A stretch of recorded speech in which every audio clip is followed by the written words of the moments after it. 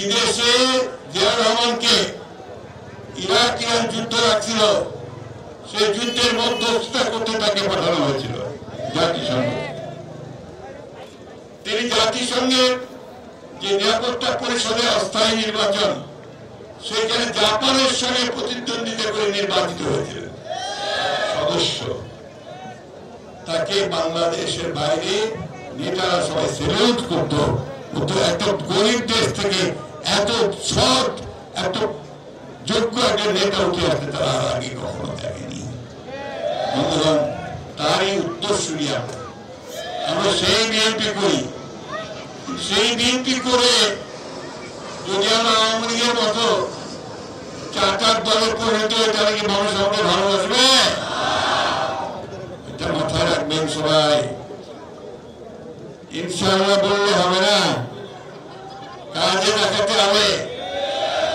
আমরা দেখাতে চাই যে আমরা আমাদের নেতা জিয়া রহমান সাহেবের মতোই সৎভাবে দেশ পরিচালনা করতে জানি।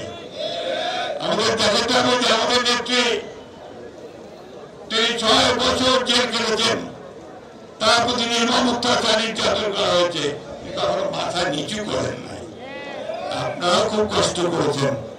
60 লক্ষ মানুষের বিরুদ্ধে মিথ্যা মামলা, 20,000 লোককে হত্যা করা হয়েছে, 1700 মানুষকে গুম করা হয়েছে, আপনাদের অনেককে বাড়ি থেকে তুলে নিয়ে যাওয়া হয়েছে। আপনাদের অনেক বাড়ি ঘরে আপনারা থাকতে পারতেন না, পাড়া বদল করে থাকতেন, তাই না? সেখান থেকে আমরা অশেষ রহমতে ছাত্রদের এবং আপনাদের একটা অসাধারণ একটা বিপ্লবের মধ্য দিয়ে আমরা মুক্ত হয়েছি হাসিনার হাত থেকে। হাসিনা দেশ থেকে পালাইছে ঠিকই, কিন্তু শয়তানি ছাড়ে নাই। ওই ভারতে গিয়ে সে আবার শয়তানি শুরু করছে, তাই না? ওইখানে আওয়ামী লীগকে বড় উস্কায় দেয়, ছাত্রলীগকে উস্কায় দেয়, এই তোমরা গোলমাল করো, মিটিং করো, মিছিল করো, মারামারি করো, নেতাদেরকে মারো।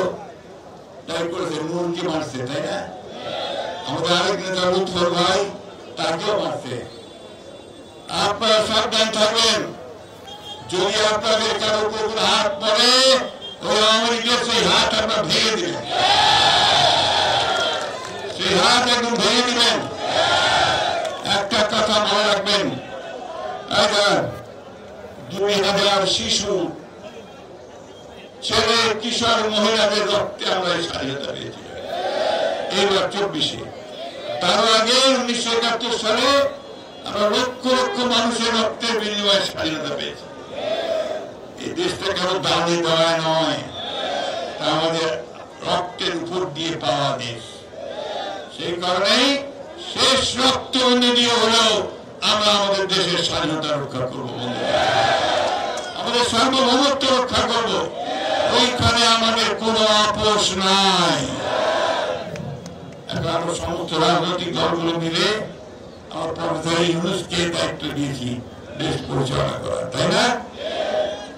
প্রফেসর ইউনূস চেষ্টা করছেন দেশকে মোটামুটি ভাবে পরিচালনা করে একটি নির্বাচনের দিকে নিয়ে যাওয়া।